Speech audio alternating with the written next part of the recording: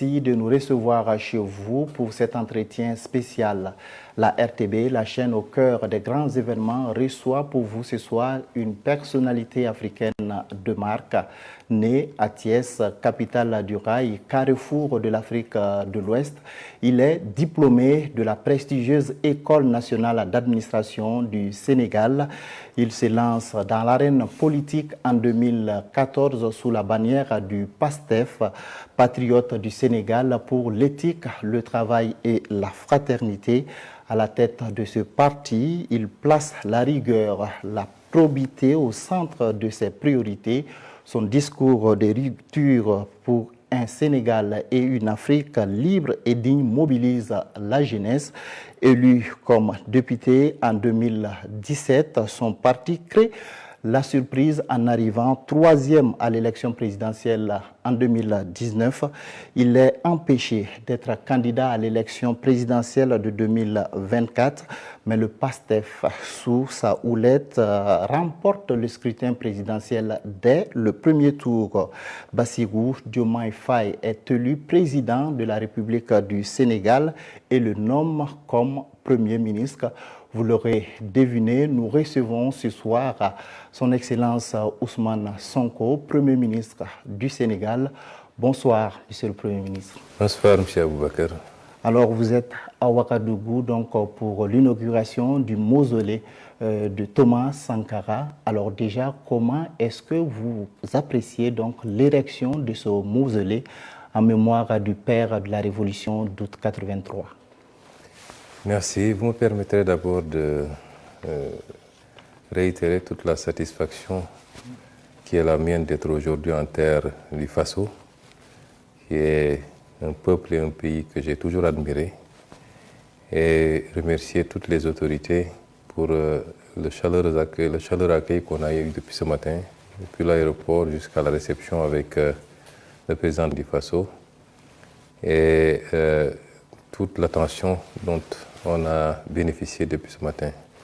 C'est un plaisir d'être là et je crois qu'également la télévision nationale du Faso me devra quelque chose parce que c'est la première interview que j'accorde depuis 3 ans à une télévision étrangère et c'est vous dire l'importance que j'accordais à cette visite qui est une visite qui a un double sens. D'abord, comme vous l'avez dit, je suis venu sur invitation de mon homologue le Premier ministre du Faso, à qui j'avais exprimé d'abord mon souhait de venir pour une visite de travail. Et il a reformulé en proposant cette date qui coïncidait effectivement avec le second terme de ma visite, l'inauguration du mausolée d'un des plus grands hommes que l'Afrique ait produit, qui est une référence pour nous tous depuis notre tendre enfance, en l'occurrence le président Thomas Isidore Sankara. Et j'ai sauté sur l'occasion parce que coïncidence ne pouvait mieux tomber pour être là aujourd'hui. Et nous avons démarré effectivement les discussions de manière plus ou moins informelle. Il y aura une rencontre intergouvernementale pour aborder, passer en revue la coopération entre les deux États. C'est une inauguration qui a beaucoup d'importance pour nous. Tous ceux qui m'ont suivi depuis des années ont entendu la référence régulière que j'ai faite à Thomas Sankara dans mes discours, dans mes écrits également. Ce n'est pas de la démagogie. Je considère que c'est un homme qui a beaucoup apporté à l'Afrique, qui certainement a été peut-être un peu en avance sur son temps, mais qui aujourd'hui continue de nous inspirer dans la double dimension de son combat, dimension de souveraineté, de patriotisme, c'est extrêmement important, mais dimension également d'une gestion rigoureuse et sérieuse de l'État, sobre, pour être au service des populations. Et c'est pourquoi c'est important pour moi d'être aujourd'hui ici, de représenter à travers moi son Excellence le Président de la République, Bassirou Diomaye Faye, mais également tout le peuple sénégalais. D'accord, justement, que représente le président Thomas Sankara pour vous? Vous savez, nous sommes lancés en politique à partir d'un certain nombre de constats, des constats relatifs à des préoccupations internes au Sénégal, mais des constats beaucoup plus génériques par rapport au rapport de l'Afrique au reste du monde. Et évidemment, deux notions ont pris une importance particulière dans notre diagnostic de base qui a prévalu à la création du parti, la notion de patriotisme qui interpelle le Sénégal en tant que peuple, en tant que nation, en tant qu'État, et la notion de souveraineté qui renvoie au panafricanisme dans sa dimension la plus fluide. Évidemment, l'Afrique n'est pas une réalité homogène. Il ne faut pas qu'on se leurre en pensant que dès qu'on parle de l'Afrique, c'est comme si c'était une seule réalité. C'est un continent qui, d'est en ouest, du nord au sud, présente des spécificités. Mais c'est un continent qui, à la base, regroupe un certain nombre de caractéristiques communes, indépendamment des petites différences. Et sous ce second aspect, un certain nombre de leaders politiques illuminent effectivement nos réflexions, mais également guident quelque part notre action. Il s'agit certainement du président Thomas Sankara, mais il y a d'autres leaders comme Patrice Lumumba, comme Mamadou Dia au Sénégal, qui est d'ailleurs une de nos références les plus solides. Vous avez vu que récemment, le président Diomaye a rebaptisé la plus grande avenue chez nous pour lui donner le nom du président Mamadou Dia. Certainement d'autres, Kwame Nkrumah à côté. C'est autant de leaders qui nous inspirent. Évidemment, nous nous inspirons d'eux, mais en nous adaptant à notre contexte. Les contextes ne sont pas les mêmes et nous pouvons prendre beaucoup de leurs idées, de leur conception des choses, mais en l'adaptant à notre contexte, à notre temps et aux outils dont nous disposons aujourd'hui. Et c'est cela que représente effectivement Thomas Sankara. Ce n'est pas seulement dans le discours politique, mais les actes qui ont été posés durant le court temps qu'a duré son règne pour souverainiser le Burkina Faso, pour ramener les valeurs et les traditions qui fondent la société burkinabé. Ça, c'est extrêmement important pour tout Africain qui veut aujourd'hui mener un combat similaire. Justement, est-ce que vous pensez que les pays africains aujourd'hui doivent s'inspirer donc de cet idéal de souveraineté, de lutte contre l'impérialisme qu'a incarné le président Thomas Sankara donc pour aller de l'avant? Vous savez, je serais très prétentieux pour pouvoir parler au nom de toute l'Afrique et j'éviterai sûrement d'apparaître comme un donneur de leçons. Je peux parler du Sénégal avec beaucoup d'aisance. Je peux, avec beaucoup d'humilité, faire des suggestions pour le reste de l'Afrique. Et je pense que nous devons poser les actes dès lors qu'on nous a dit que nous étions des États indépendants. Cette indépendance, nous l'avons arrachée d'une manière ou d'une autre. Certains ont dû lutter militairement, même j'allais dire physiquement. D'autres ont mené des luttes politiques pour aboutir à l'indépendance. Dès lors qu'on a cette indépendance, c'est à nous de donner un contenu à notre souveraineté. Qu'est-ce qui a fait que durant toutes ces années, nos leaders, en tout cas une bonne partie de nos leaders, ont accepté de continuer de subir les dictats et les ordres venant d'ailleurs? Ça renvoie à nous-mêmes, à nos élites d'abord, mais également peut-être pour une moindre part au peuple qui doit s'intéresser et s'impliquer dans la gestion de la chose publique. Et c'est pourquoi nous considérons qu'il nous faut beaucoup moins être dans la défensive, mais incarner de manière offensive l'indépendance que nous avons acquise. C'est-à-dire que nous avons acquis en posant des actes très concrets et voir dans quelle mesure ces actes-là seront contredits ou contrecarrés par d'autres. À partir de ce moment, on pourrait revenir sur l'aspect défensif de la souveraineté. Et c'est pourquoi, si je prends l'image du Sénégal, depuis 1 an qu'on est au pouvoir, on a posé des actes de souveraineté. Je n'en veux pour preuve que la présence militaire. On a dit on ne peut pas admettre au Sénégal qu'il y ait des bases militaires étrangères. Et pour tout pays qui avait une base militaire au Sénégal, on l'a notifié pour leur dire que nous demandons à ceux qui retirent toutes les troupes du Sénégal. Et cette opération est lancée. Si vous avez suivi l'actualité, il y a 2 jours, une base militaire a été libérée et le processus prendra fin d'ici le mois de juillet et le Sénégal n'aura plus sur son sol de base militaire étrangère. On n'a pas besoin, pour moi ça doit être un acte ordinaire pour un pays, de dire que nous sommes souverains, nous avons une armée nationale, nous avons des forces de défense et de sécurité, nous pensons pouvoir gérer nous-mêmes notre sécurité.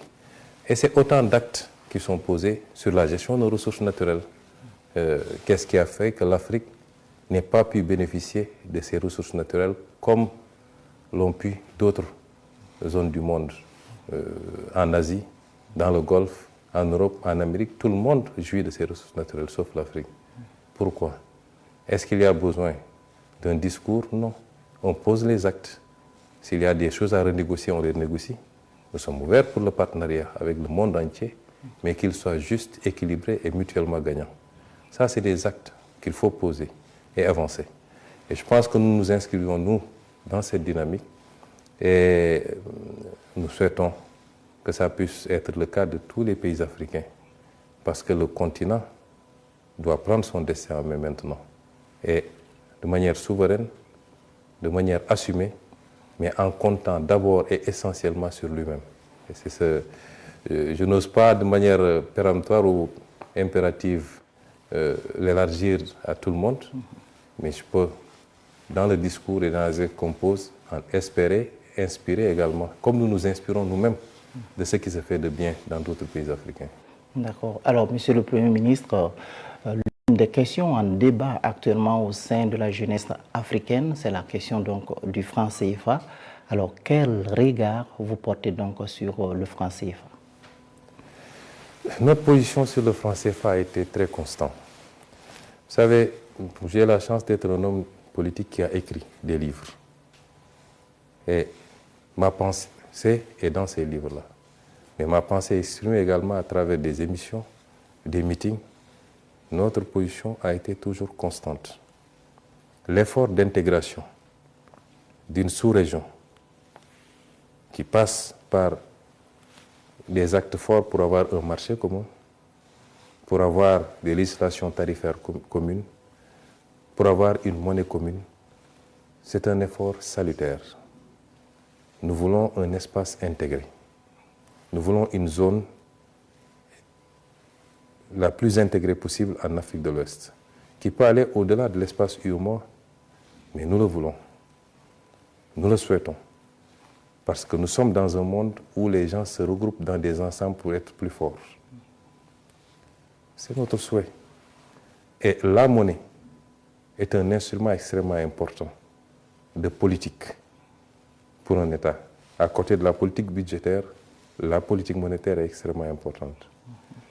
Et c'est important que la zone ait réussi de mettre en place un marché commun, de mettre en place une monnaie commune. Mais il y avait un problème. Le problème, c'est que cette monnaie continuait à symboliser quelque part une présence coloniale, quoi qu'on dise. Et nous avons considéré que cette monnaie dépouillée de ces éléments-là redevenait une monnaie des Africains, par les Africains et pour les Africains. Il y a des aspects symboliques, c'est l'appellation de la monnaie, même si CFA de 1960 ne signifie plus tellement CFA de 1900. Mais le seul fait qu'on parle encore de CFA pose problème. Ça, c'est un élément. Mais ça, c'est les aspects les moins importants. C'est symbolique. Après, la monnaie est un instrument, comme je l'ai dit, de politique publique. Le débat qu'on se pose, c'est est-ce que cette monnaie, telle qu'elle se présente aujourd'hui, est adaptée à nos options de développement? De la réponse à cette question doit dépendre l'orientation qu'on va prendre. La monnaie CFA, arrimée à l'euro et à la zone euro, semble être une monnaie trop forte pour nos économies, qui nous restreint à être des pays importateurs qui consomment ce qui est produit ailleurs, mais qui ne nous rend pas très compétitifs quand on veut inverser la tendance. Or, la logique dans nos pays, c'est d'aller vers une politique de substitution des imports. C'est entre autres un des griefs économiques, il y en a beaucoup d'autres, notamment le manque de flexibilité et beaucoup d'autres aspects. À partir de ce moment, c'est de la réponse qu'on apporte à ces considérations techniques qu'aura dépendre notre décision d'aller dans tel ou tel autre sens. Et nous avions dit, depuis mes écrits, mon livre de 2018, quand je devais être candidat à l'élection présidentielle, jusqu'au programme du président Bassirou Diomaye de 2024, nous sommes restés constants. Nous sommes dans un ensemble qui présente ses avantages, mais qui a des inconvénients. Nous poserons le débat avec nos partenaires pour leur dire que nous devons évoluer. Si une solution est trouvée dans ce cadre-là, tant mieux. Il n'y a aucune raison pour que nous sortions de cette monnaie. Mais si ce n'est pas le cas, nous assumerons notre responsabilité. Et nous sommes toujours dans cette logique.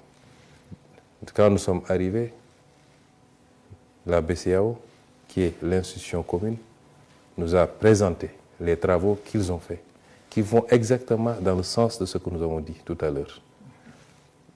Il s'agit maintenant pour les présidents de se retrouver pour valider un certain nombre d'options. Ça, c'est l'aspect politique. Les techniciens ont fait leur travail. Et nous espérons que les présidents vont convoquer, vont statuer, vont nous permettre de faire un pas significatif vers l'appropriation totale et définitive de notre monnaie pour pouvoir avoir un instrument monétaire et une politique monétaire, ce qui n'est pas le cas actuellement. C'est pourquoi nous sommes toujours obligés de nous recentrer sur nos politiques budgétaires avec les tensions que nous vivons. C'est ça notre position, nous restons constants. Il y a beaucoup d'amalgames qui se font, oui, c'est eux qui avaient dit qu'ils sortiraient. Un État se gère de manière responsable. Et nous sommes avant tout des panafricanistes. Tout ce qu'on peut faire pour rester dans la cohésion, nous le ferons. Mais si on se rend compte que ça ne va pas dans le bon sens et que ce n'est pas bon pour nous, le panafricanisme a ses limites également. Ça ne peut pas se faire au détriment des intérêts des États. À partir de ce moment, nous assumerons toutes nos responsabilités par rapport à cette monnaie. D'accord. Alors, Monsieur le Premier ministre, l'intégration économique en Afrique de l'Est rencontre actuellement des difficultés. La CEDEAO compte actuellement 12 pays, après donc le retrait des pays de l'AES. Comment est-ce que justement vous avez vécu ou vous vivez en tout cas cette rupture entre la CEDEAO et l'AES? Avec beaucoup de regrets. Il faut dire les choses, ne pas être panafricaniste et souhaiter que les ensembles, les fragiles ensembles que nous avions peiné à rassembler éclatent. Je ne pense pas que les pays de l'AES l'aient fait de gaieté de cœur. Je ne pense pas que le reste de la CEDEAO l'ait accepté de gaieté de cœur. Les rassemblements, c'est d'abord les rassemblements des peuples, avant d'être les rassemblements des dirigeants. Et les peuples continueront à être des peuples de la CEDEAO, quoi qu'on veuille. Ce n'est pas parce que 3 pays sont sortis de la CEDEAO qu'on est dans une rupture totale, opaque, et qu'il n'y ait plus de relations commerciales, de relations économiques, de relations sociales même. Parce que de part et d'autre des frontières, c'est souvent les mêmes populations avec les mêmes ethnies qui vivent. Et notre zone est condamnée à vivre ensemble. Nous sommes liés par l'histoire, par la géographie. Nous n'avons pas de choix. Maintenant, il y a des situations politiques qui se présentent à nous. Des erreurs ont été commises. Il faut dire les choses telles quelles. Je n'ai pas commenté la décision. Lors de sa dernière sortie sur la question, le président Diomaye Faye a appelé à respecter la décision des pays de l'AES. C'est une façon de parler. Qu'on le veuille ou qu'on ne le veuille pas, on le respecte, c'est des États souverains qui prennent leurs décisions. Des erreurs ont été commises à la base, je pense que principalement des erreurs de la CEDEAO dans la gestion d'un certain nombre de situations. Je l'ai dit quand j'étais opposant, je le redis aujourd'hui. Et je ne dis pas des choses pour plaire au pays de l'AES ou pour plaire à la CEDEAO. Je ne suis pas dans ces considérations-là. Malheureusement, nous sommes dans un manichéisme qui fait que de plus en plus le discours c'est « il est avec moi ou il est contre moi ».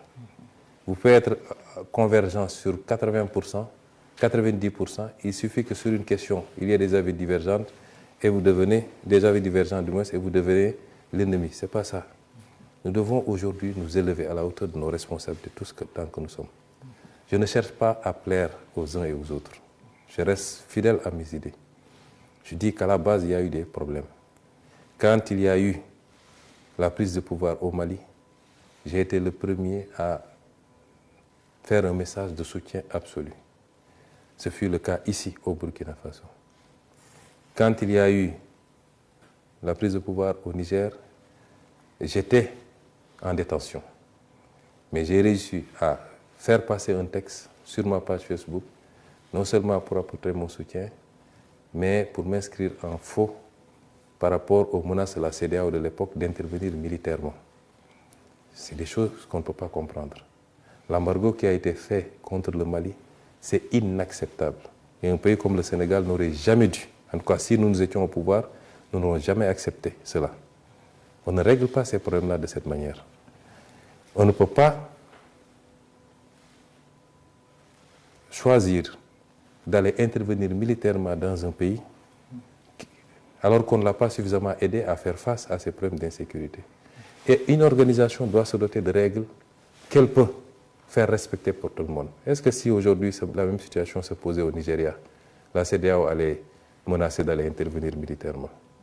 Pourtant, tous les pays membres de la CEDEAO sont des pays d'égale dignité. Et beaucoup d'erreurs ont été commises. Et nous l'avons dénoncé, nous, quand on était opposants, et nous continuons à le dénoncer. Mais malgré tout, les problèmes familiaux se règlent en famille. Des gens ont eu des problèmes beaucoup plus profonds. Des gens se sont menés des guerres qui sont devenues des guerres mondiales, avec des dizaines de millions de morts. Et aujourd'hui, ils sont dans les espaces intégrés pour faire face au reste du monde. Et c'est nous, dans ce sens-là, que nous avions dit que notre souhait, c'est que l'espace n'éclate pas. Parce que même si ça a éclaté, nous continuerons à travailler ensemble. Prenez le cas du Burkina et du Sénégal. Nous avons 20 accords de coopération signés et ratifiés. Il y a 23 autres qui sont en cours de discussion. Vous pensez que c'est parce que le Burkina n'est plus dans la CEDEAO que ça va arrêter? Non.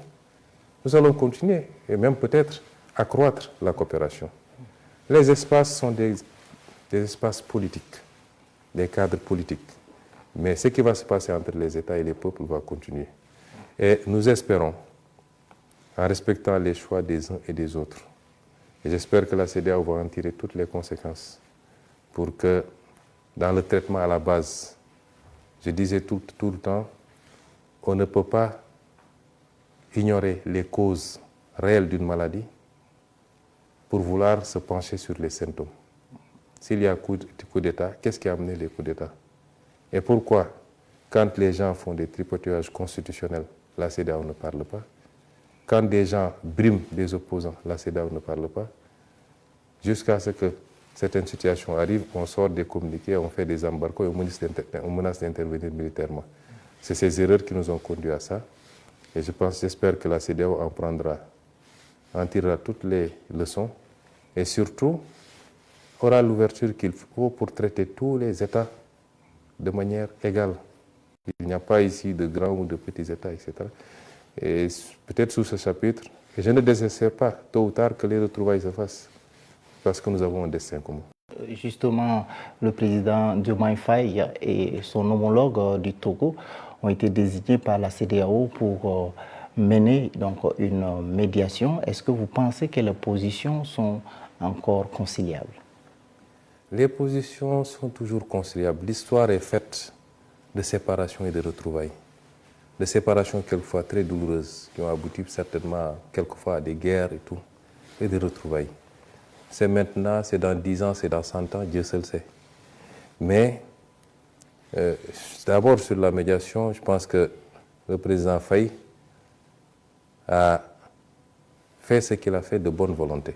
Beaucoup de gens, même dans l'opinion publique, une certaine opinion publique, pas tout le monde dans les pays frères de l'AES, dès lors que le président Diomaye a été désigné médiateur, ont immédiatement voulu l'associer ou alors lui imputer une responsabilité dans ce qui s'est fait. Je rappelle que tout ça ne nous avait pas trouvé, nous, au pouvoir. Peut-être que ceux qui l'ont désigné médiateur ont considéré qu'ils étaient suffisamment déjà contestés ou indexés pour pouvoir eux-mêmes être les solutions. Et c'est pourquoi ils ont considéré que le Sénégal, qui venait d'accéder au pouvoir avec une certaine vigilité, pouvait peut-être réussir là où ils ont réussi. Mais ce n'est absolument pas un positionnement du Sénégal contre X ou pour Y. Le Sénégal n'est pas dans ces jeux-là. Et il l'a fait avec toute la bonne volonté du monde. Tout le respect dû à tout le monde. Parce que c'est ça l'identité aussi diplomatique du Sénégal. Mais dès lors qu'il a dit qu'il faut respecter la volonté et les choix du pays de l'AES, Nous devons tous en tirer des conséquences que peut-être qu'il considère qu'il a fait ce qu'il pouvait. Certainement il a déjà rendu compte à ses pairs de la CEDEAO. Mais ce n'est pas pour autant la fin de l'histoire, comme je dis. Les relations bilatérales vont continuer. Et certainement, le temps nous édifiera sur ce qui sera fait. Mais même si c'est maintenu, je dis que à la limite, ce n'est pas le plus important. Je vous donne un exemple.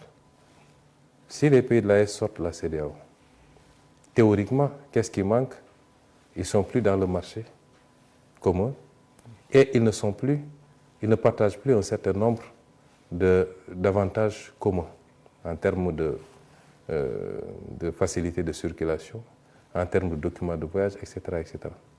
Mais fondamentalement, la ZLECAf, que nous avons tous ratifiée, offre exactement les mêmes avantages dans l'espace africain, beaucoup plus large. Et ce qui est indexé ici, dans le cas de la CEDEAO, c'est particulièrement la dimension politique de la CEDEAO. La dimension politique. Avant qu'on arrive à la CEDEAO, la première formulation n'avait pas ces aspects politiques-là, où l'ensemble des pays pouvait s'intéresser sur ce qui se passait politiquement dans un autre pays et y intervenir. Ça, c'était l'aspect marché, l'aspect économique qui était privilégié. Ce qui est contesté aujourd'hui par les pays de l'AES, c'est qu'on ait pu, à un moment donné, mettre en branle la dimension politique de la CEDEAO au point de vouloir mettre des sanctions contre ces pays-là. Je pense que l'évolution naturelle des choses va nous édifier, mais je ne vois pas d'impact important possible dans cette séparation sur le plan de la coopération entre les pays et dans la zone globalement. D'accord. Alors, Monsieur le Premier ministre, l'un des arguments qui a été avancé par les pays de l'AES pour sortir de la CEDEAO, c'est, si on peut le dire, la non-assistance face à la crise sécuritaire, à la lutte contre le terrorisme. Alors, aujourd'hui, comment est-ce que le Sahel, à votre avis, peut parvenir à juguler cette crise sécuritaire dans le Sahel? Vous me permettez d'abord de réitérer toute ma solidarité avec nos amis et frères du Sahel. Ce n'est pas une crise du Sahel, c'est une crise de l'Afrique d'une manière générale et de l'Afrique de l'Ouest. Aucun de nous ne sortira indemne de cette affaire et nous sommes tous, d'une manière ou d'une autre, sous la menace. Ceux qui font ces actes n'ont pas d'amis. Et la preuve, je crois qu'ils ont pu être à l'aise dans certains pays il y a quelques années et aujourd'hui ils attaquent ces mêmes pays. Nous ne devons pas nous cacher derrière notre petit droit en pensant que dès lors que je suis plus ou moins au chaud, j'échappe à cette menace. Apporter toute ma solidarité à tous les pays du Sahel et tous les pays frappés de ce terrorisme. Je crois que le Nigeria le vit depuis pas mal de temps avec un mouvement interne. Beaucoup d'autres pays, et même de plus en plus des pays comme le Bénin, le Togo, ainsi de suite. Le Sénégal est menacé également par ce phénomène. Peut-être que pour le moment, c'est plus difficile, mais je sais que dans la stratégie de ces groupes, aucun pays ne doit penser être épargné.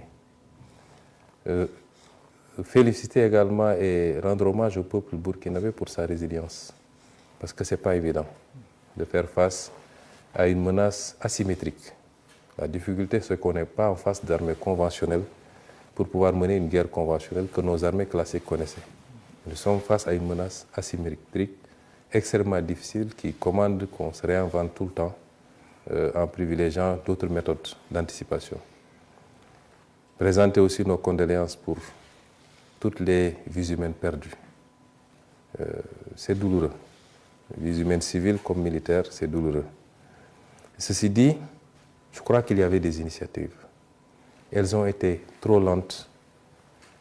La réactivité qu'il y a eu par rapport aux crises politiques n'est pas la même quand même que pour faire face à ce fléau.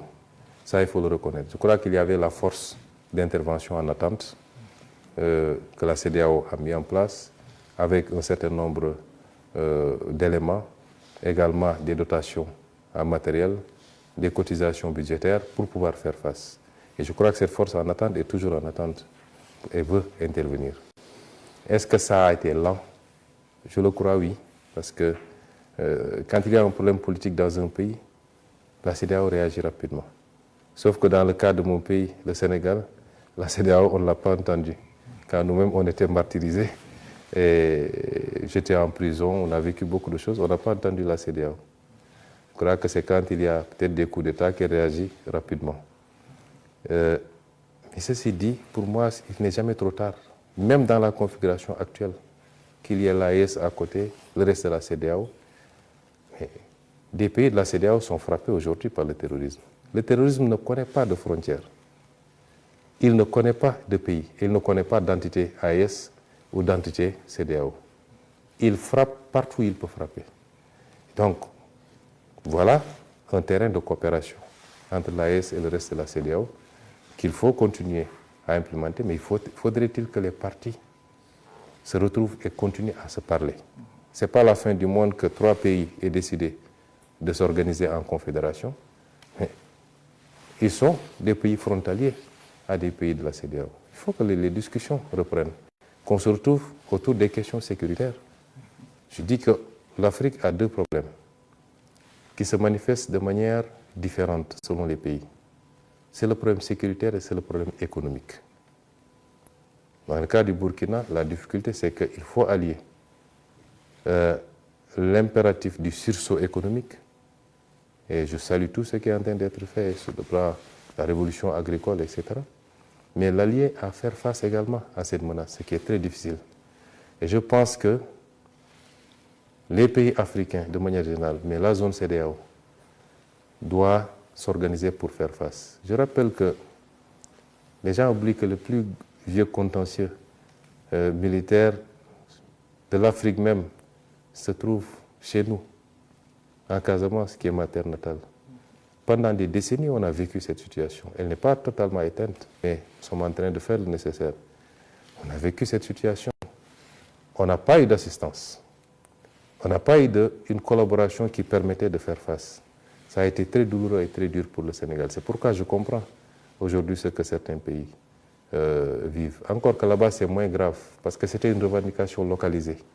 Or, ce à quoi vous faites face n'est pas localisé. Ça n'a pas de territoire.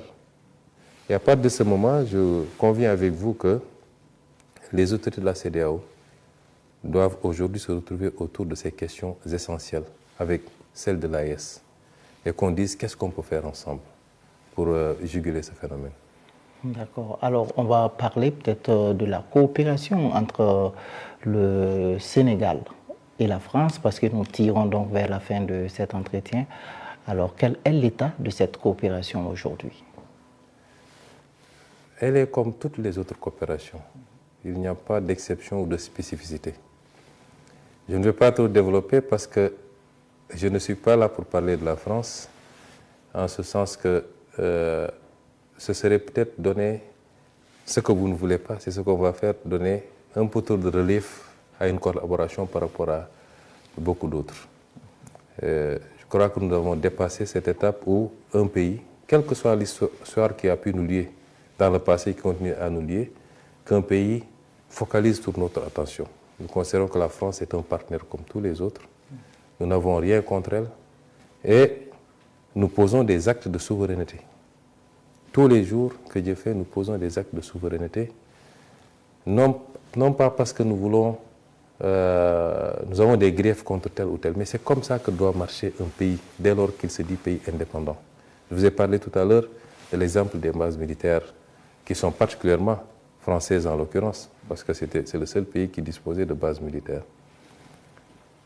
Ceci dit, en dehors de ces considérations, nous avons des relations avec la France, comme nous en avons avec le Burkina, avec le Mali, avec les États-Unis, avec la Chine.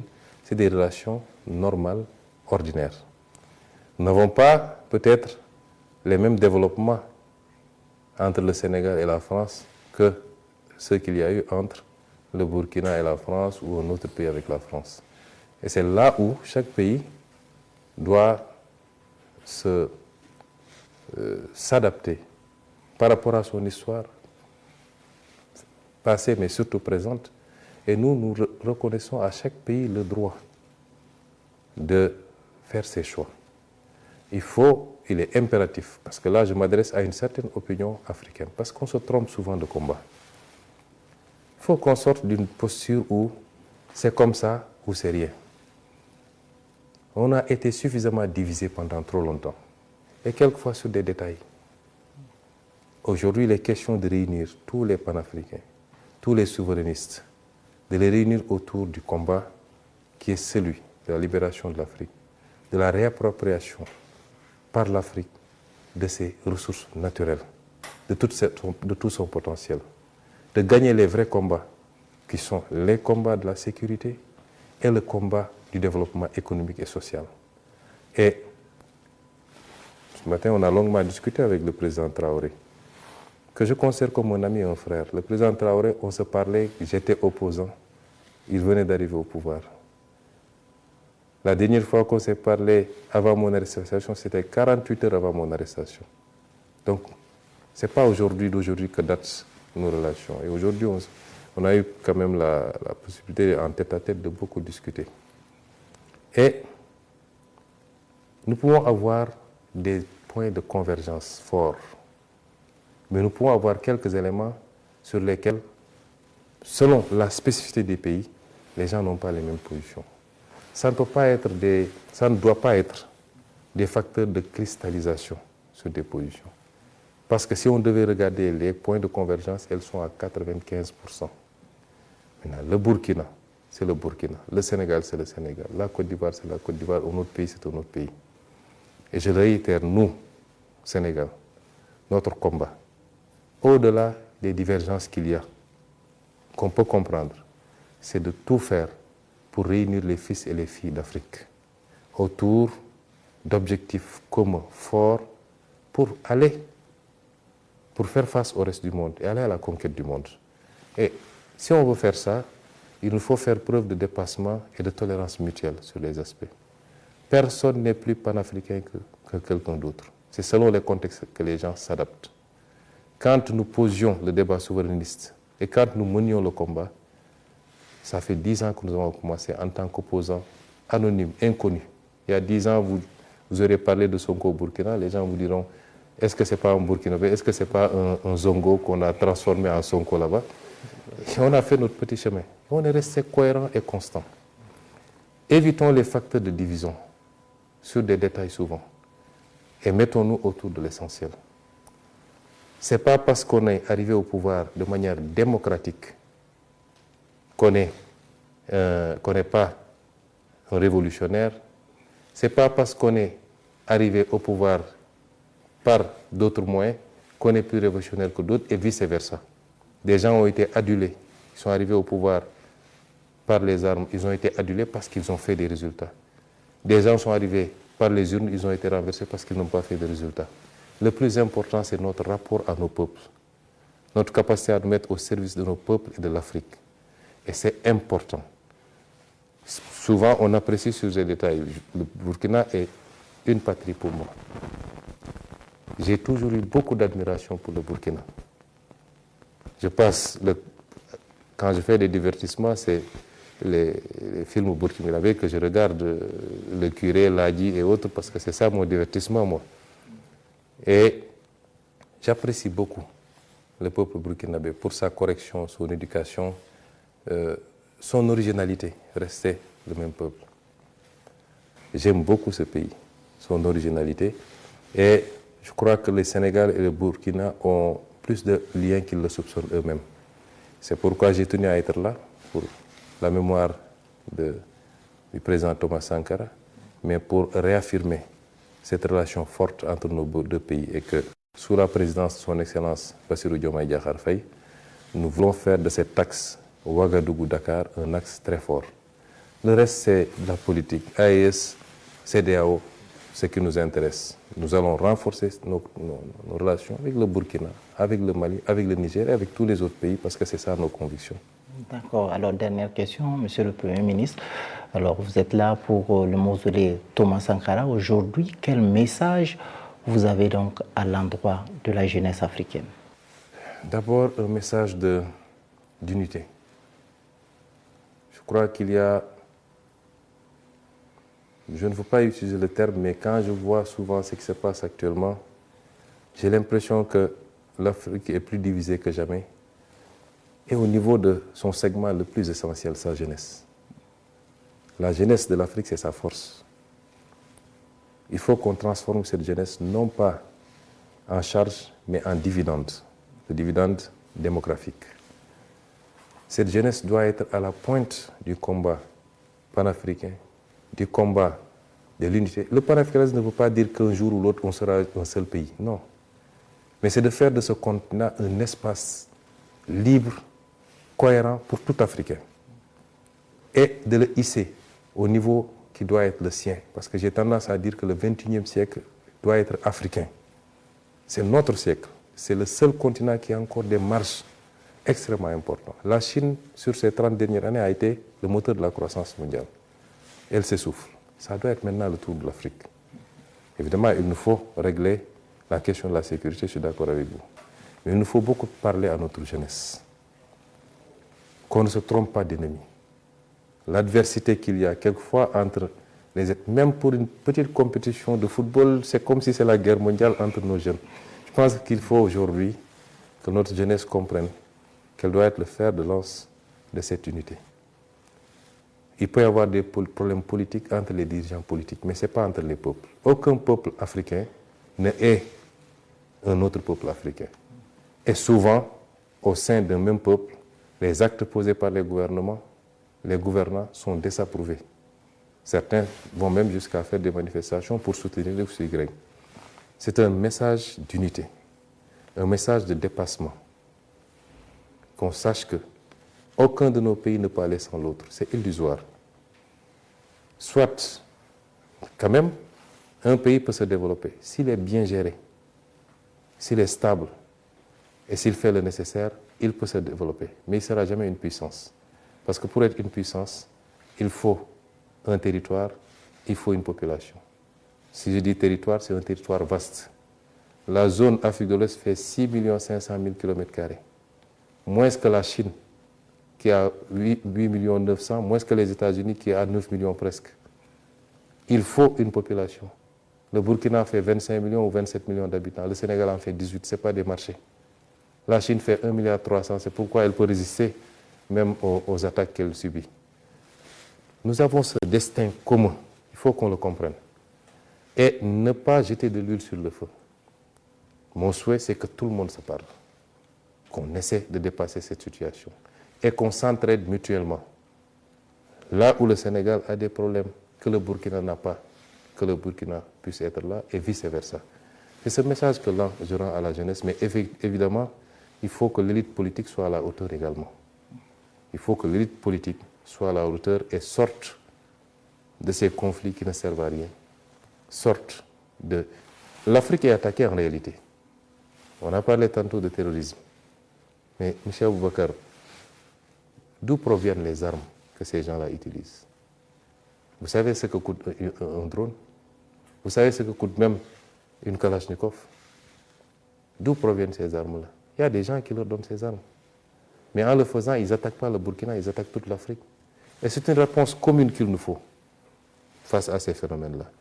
Et nous devons mobiliser toutes nos populations, à commencer par la jeunesse, et que les élites politiques soient à la hauteur, et elles également, parce que c'est un gros problème.